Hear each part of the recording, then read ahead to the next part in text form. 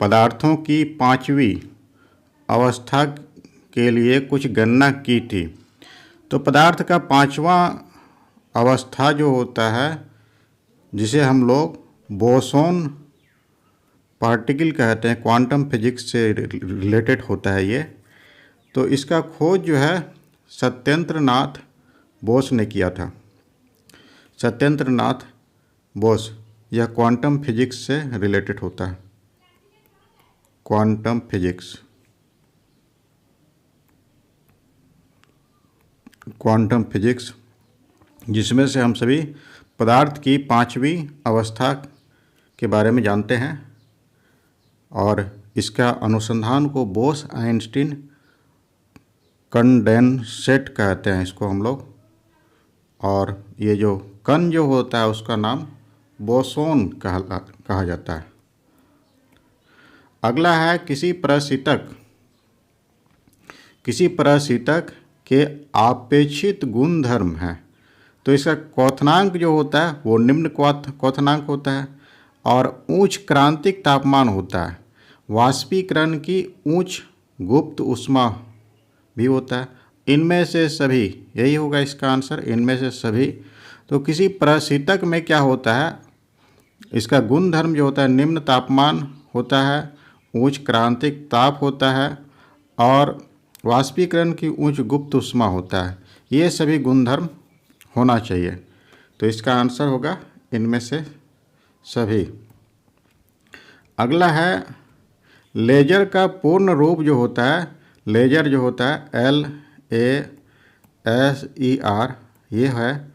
तो L से होता है लाइट, A से होता है एम्प्लीफिकेशन, बाय S से होता है स्टिमुलेटेड, और E से होता है इमिशन ऑफ रेडिएशन।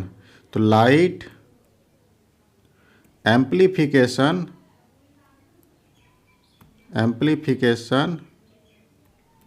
स्टिमुलेटेड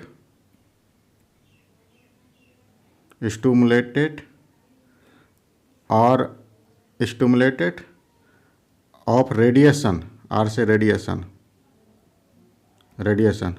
तो इस तरह से इसमें से द्रव्यमान व ऊर्जा के संबंध को, द्रव्यमान जो होता है E=mc²,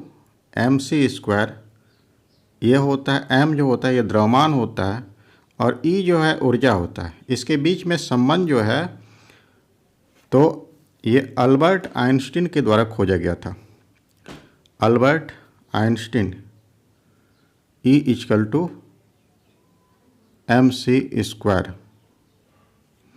अल्बर्ट आइंस्टीन।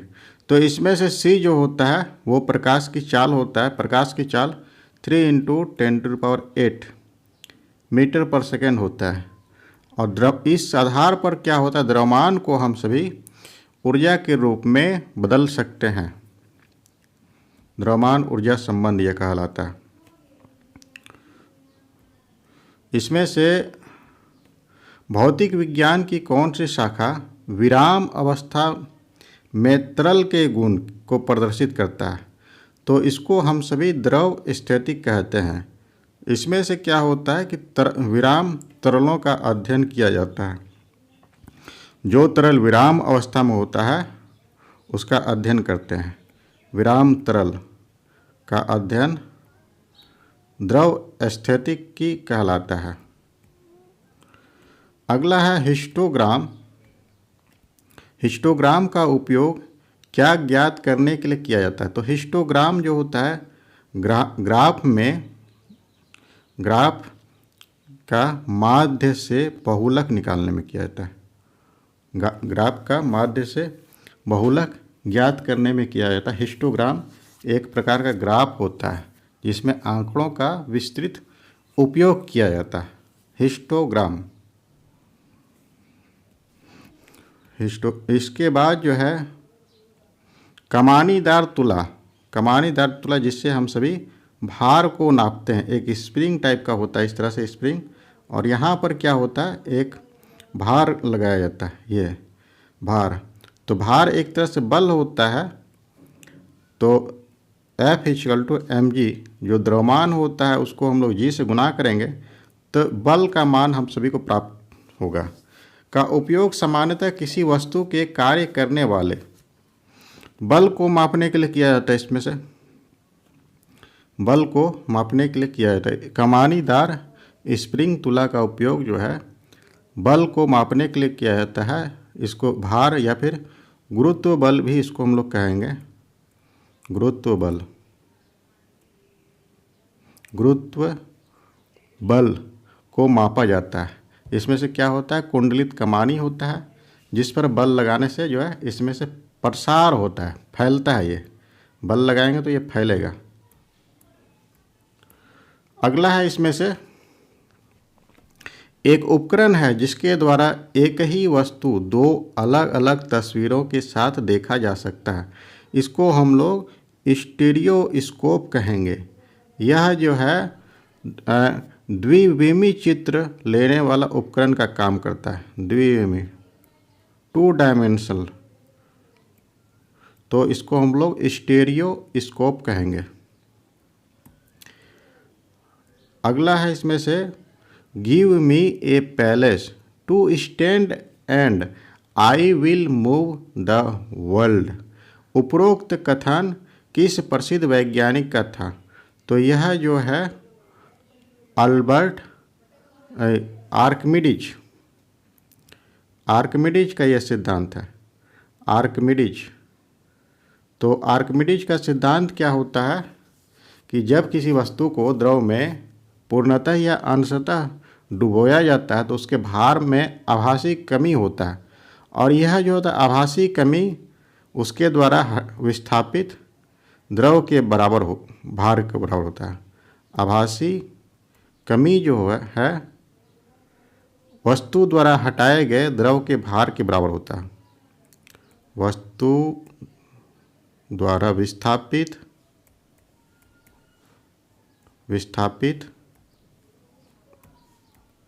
द्रव के भार के बराबर होता है, भार के बराबर होगा।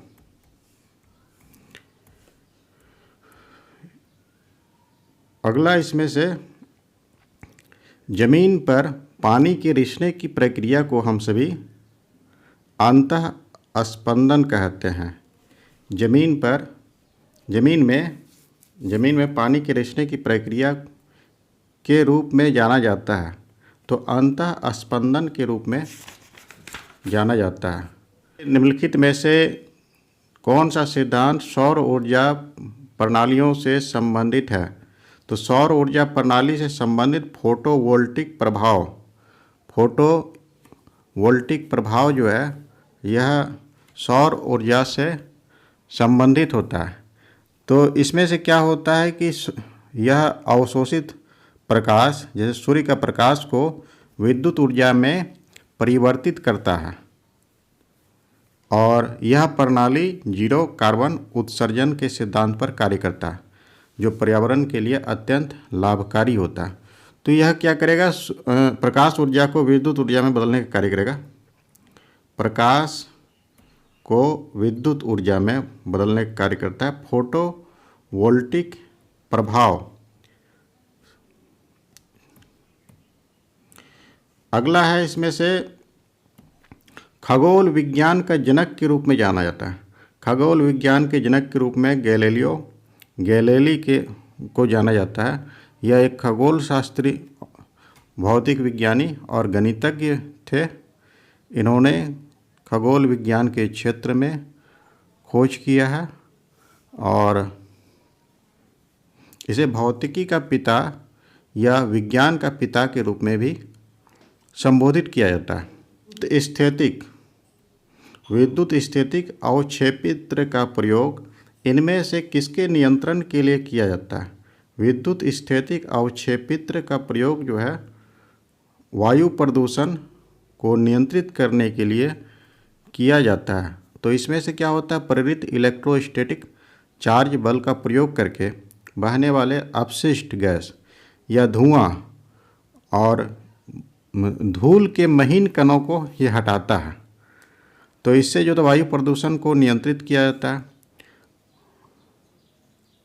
तो इसका जो है उपयोग जो है विद्युत उत्पादन स्टेशनों पर अपशिष्ट गैसों के हानिकारक कणों को हटाने के लिए किया जाता है। तो इस प्रकार से विद्युत स्थैतिक अवक्षेपित्र का प्रयोग 1752 में किस अमेरिकी वैज्ञानिक ने यह बताया कि बिजली कड़कना और आपके कपड़ों से चिंगारी निकलना वास्तव में एक ही परिघटना है। तो वह जो है बेंजामिन फ्रैंकलिन था, जिसने बिजली का कड़कना और कपड़ों से चिंगारी निकलना को एक परिघटना बताया, जिसमें हम लोग इसका प्रयोग स्थिर विद्युत में हम लोग पढ़ते हैं, इलेक्ट्रोस्टैटिक्स में इसका अध्ययन करते हैं। तो बेंजामिन फ्रैंकलिन के द्वारा यह खोज किया गया। तो यदि एक जलती हुई वस्तु को कांच के गिलास से ढक दिया जाता है, जलती हुई वस्तु को कांच से ढक देंगे तो लौ जो है कुछ समय के बाद बुझ जाता है। इसका कारण क्या होता है? तो ये किसी भी वस्तु को जलने के लिए ऑक्सीजन की आवश्यकता होता है। यदि ऑक्सीजन नहीं मिलेगा तो वह जलना बंद कर देता है।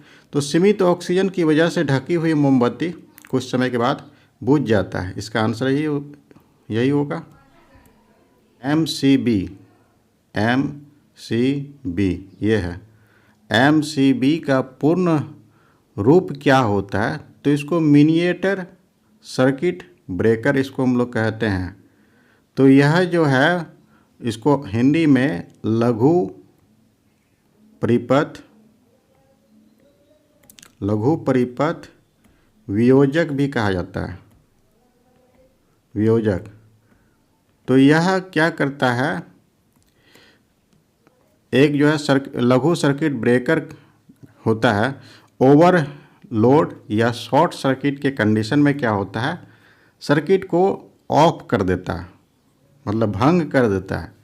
तो MCB के पहले जो है, इसका खोज के पहले हम लोग सुरक्षा युक्ति या फिर फ्यूज, जिसको हम लोग कहते हैं फ्यूज का प्रयोग करते थे। लेकिन इसका खोज होने से अब जो है हम लोग MCB का प्रयोग करते हैं। यह जो है ओवरलोड या फिर शॉर्ट सर्किट के समय में सर्किट को ऑफ कर देता है, भंग करने के कार्य करता है, जिससे जो है सुरक्षा उत्पन्न होता है। भौतिक अनुसंधान प्रयोगशाला इनके द्वारा स्थापित की गई थी। तो भौतिक अनुसंधान प्रयोगशाला यह विक्रम साराभाई के द्वारा स्थापित किया गया था। भौतिक अनुसंधान प्रयोगशाला यह जो है 1947 में विक्रम साराभाई के द्वारा स्थापित किया गया था। यह अंतरिक्ष और इससे संबंधित विज्ञानों पर अनुसंधान किए जाते हैं। अंतरिक्ष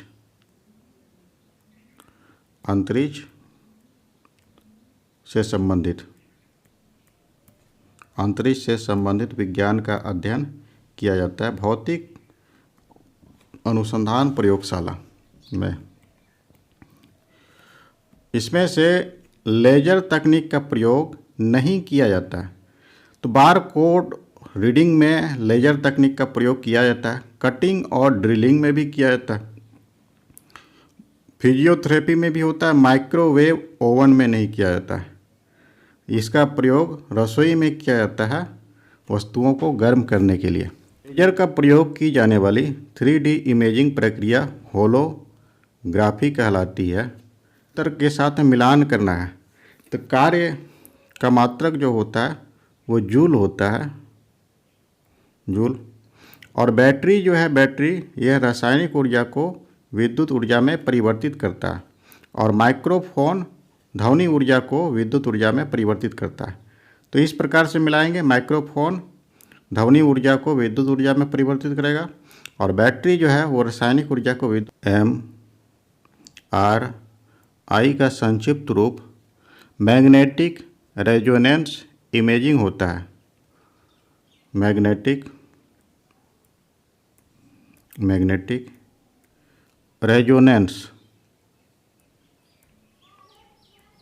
रेजोनेंस इमेजिंग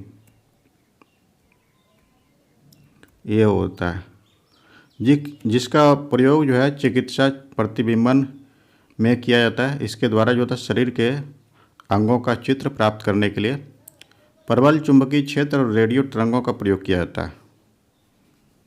तो इस प्रकार से एमआरआई का उपयोग चिकित्सा के क्षेत्र में किया जाता है। कौन सा उपकरण ध्वनि तरंगों को विद्युत तरंगों में परिवर्तित करता है? तो माइक्रोफोन के द्वारा ध्वनि तरंगों को विद्युत संकेतों में परिवर्तित किया जाता है। एक कार की गति को हम सभी स्पीडोमीटर में मापते हैं। निर्भर नहीं करता, तो स्पीडोमीटर पर निर्भर नहीं करता। स्पीडोमीटर का कार्य होता है उसकी गति को मापना। दिशा में अगर बदलाव करेंगे तो कार की गति में भी बदलाव हो जाता है, और गति में भी बदलाव करने से, बदलाव मतलब धीमा कर देंगे या फिर तेज कर देंगे तो गति भी प्रभावित होता है। और गति वर्धन में बदलाव, इससे भी कार की गति में परिवर्तन होता है। लेकिन स्पीडोमीटर केवल उसकी गति को मापने का कार्य करता है। पृथ्वी की सतह में फंसी गर्मी को कहते हैं। तो टाइडल ऊर्जा जो होता है ये समुद्र में होता है। और परमाणु ऊर्जा के बारे में हम लोग जानते हैं, नाभिकी में हम लोग पढ़े थे। और जीवाश्म जो होता है पृथ्वी के, जैसे कोयला हो गया या फिर पेट्रोलियम हो गया, इस तरह से जीवाश्म ऊर्जा होता है। तो पृथ्वी की सतह में फंसी गर्मी को हम लोग भूतापी ऊर्जा कहते हैं। भूतापी ऊर्जा इसको हम लोग कहेंगे। अगला इसमें से है, निम्नलिखित में से कौन सा विकल्प फाइबर ऑप्टिक्स का प्रयोग नहीं है? फाइबर ऑप्टिक, तो कंप्यूटर नेटवर्किंग में फाइबर ऑप्टिक का प्रयोग किया जाता है। सेंसर्स में भी किया जाता है, पावर ट्रांसमिशन में भी होता है। ये जो है विद्युत उत्पादन में नहीं होता है। फाइबर ऑप्टिक का प्रयोग विद्युत उत्पादन में नहीं किया जाता है।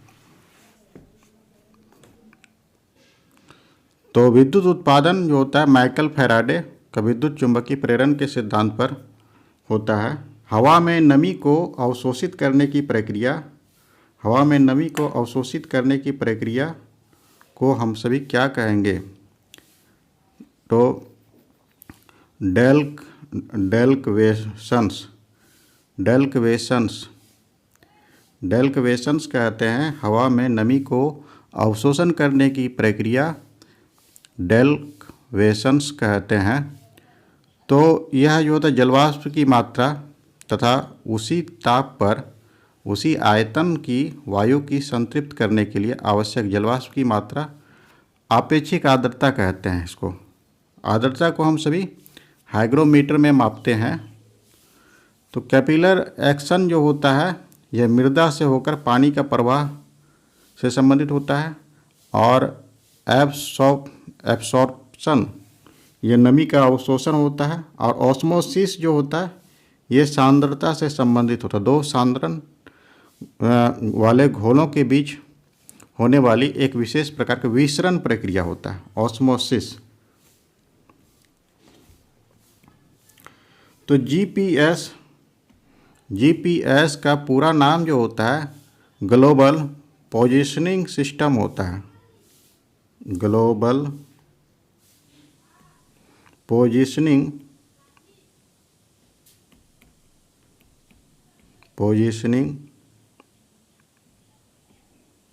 सिस्टम होता है इसका, जीपीएस का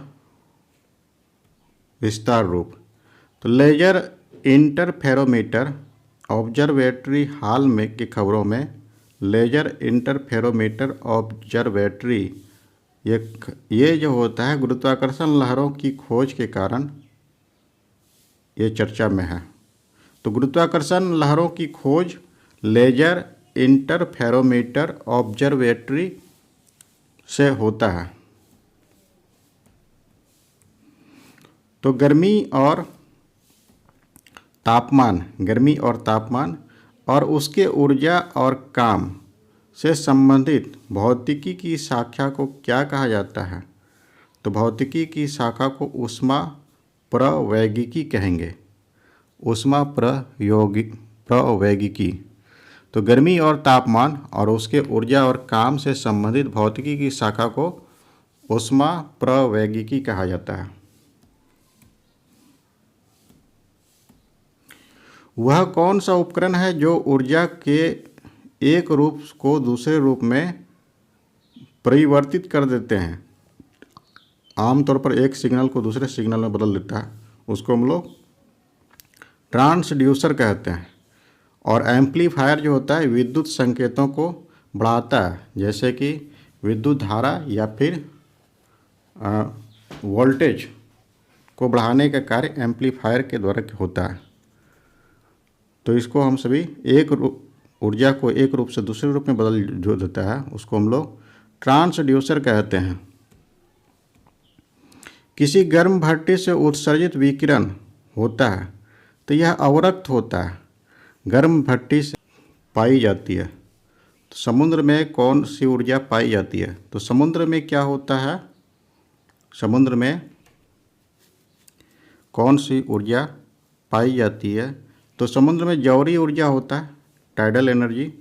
समुद्र तरंग ऊर्जा होता है और समुद्र का तापीय ऊर्जा होता है। तापीय ऊर्जा में क्या होता है, 20 डिग्री सेंटीग्रेड का अंतर पाया जाता है। 500 गहराई में हम लोग जैसे जाते हैं तो 500 मीटर में यह अंतर पाया जाता है तापमान में 20 डिग्री सेंटीग्रेड का। और जैसे जैसे हम लोग समुद्र की गहराई में जाते हैं तापमान जो है घटता जाता है। तो जब तक किसी पिंड पर असंतुलित बल लागू किया जाता है तो उसकी चाल में परिवर्तन होता है। द्रव्यमान में परिवर्तन नहीं हो सकता है, आकृति में भी परिवर्तन नहीं हो सकता, भार में भी परिवर्तन नहीं हो सकता है, केवल चाल में परिवर्तन होगा। चाल को हम लोग धीमा कर सकते हैं या फिर चाल को बढ़ा सकते हैं। चाल यह जो होता है, चाल जो होता है एक अदिश राशि है और इसका SI मात्रक जो होता है वो मीटर पर सेकंड होगा। कथन गलत है।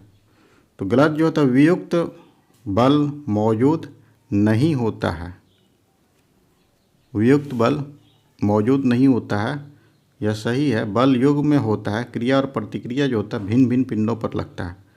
ये जो बोला है क्रिया और प्रतिक्रिया समान पिंड पर लगता है तो यही गलत है इसमें से। ओमिक उपकरणों में जो होता है ये वोल्टेज, ये धारा होता है, ये वोल्टेज होता है। तो इसका ग्राफ जो होता है एक सरल रेखा प्राप्त होता है, रैखिक ग्राफ होता है इसमें से। पैराबोलिक ग्राफ नहीं होता है इसमें से, एक सीधा होता है। OCT ओशियन जो होता है समुद्री वाला, पावर प्लांट स्थापित करने के लिए समुद्र के ऊपरी सतह और गहरी सतह के बीच में तापमान का अंतर जो होता है वो 20 डिग्री सेंटीग्रेड का होना चाहिए। अगला है बादलों के गर्जन के दौरान किस प्रकार की ऊर्जा का रूपांतरण होता है? बादल जब गरजते हैं तो गतिज ऊर्जा जो होता है, बादल जो होता है बहते रहता है और जब ये टकराता है तो इससे प्रकाश और ध्वनि ऊर्जा में रूपांतरित हो जाता है। तो गतिज ऊर्जा प्रकाश और ध्वनि ऊर्जा के रूप में रूपांतरित होता है। मोटरसाइकिल दुर्घटना के दौरान हेलमेट जो होता है ये आवेग को कम करने का कार्य करेगा, आवेग, जिससे चोट जो है कम लगता है। तो हम लोग जानते हैं संवेग बल जो होता है ये संवेग परिवर्तन की दर होता है, संवेग परिवर्तन दर समय होता है। तो अगर यदि समय का मान अधिक होगा तो बल का मान कम हो जाता है। तो हेलमेट जो होता है, हेलमेट ये क्या करता है, समय का मान को बढ़ा देता है जिससे बल का मान कम हो जाता है। बल का मान कम होने के कारण हम सभी को चोट कम लगता है। समय में परिवर्तन जो होता है उसमें समय को बढ़ाने का कार्य करता है। एक पेड़ की शाखा पर बैठा बंदर अचानक नीचे जमीन पर गिर जाता है, यह किस नियम का उदाहरण होता है? तो यह जो होता है ऊर्जा संरक्षण का नियम होता है। तो पेड़ पर बैठा बंदर जो होता है उसमें से स्थितिज ऊर्जा होता है, स्थितिज ऊर्जा, और जब ये नीचे गिरता है तो वो गतिज ऊर्जा में बदल जाता है। तो यह ऊर्जा संरक्षण, ऊर्जा एक रूप से दूसरे रूप में परिवर्तित है। किस में परिवर्तन करके किसी पदार्थ की एक अवस्था से दूसरी अवस्था में परिवर्तन किया जा सकता है, वो तापमान में परिवर्तन करके एक अवस्था से दूसरी अवस्था में परिवर्तन किया जा सकता है। ठोस पदार्थ है, इसको हम सभी गर्म करते हैं तो यह जो है द्रव अवस्था में बदल जाता है, और जिस तापमान पर ठोस द्रव में बदलता है उसको हम सभी गलनांक कहते हैं, गलनांक कहा जाता है। तो इस प्रकार से तापमान में परिवर्तन करके हम सभी इसका अवस्था में परिवर्तन कर सकते हैं।